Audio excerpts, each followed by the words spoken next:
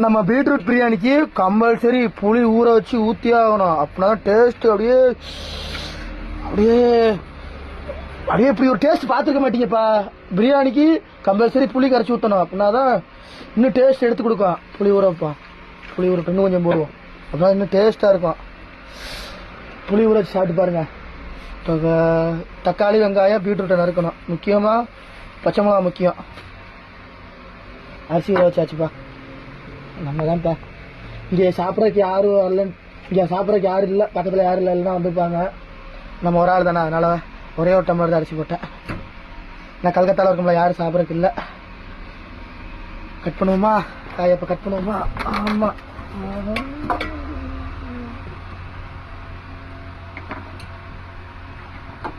டக்குன்னு செய்யணும், பசிக்குது. நம்ம தான் சமையல்னாலே நம்ம தான், பிரியாணினாலே நம்ம தான்.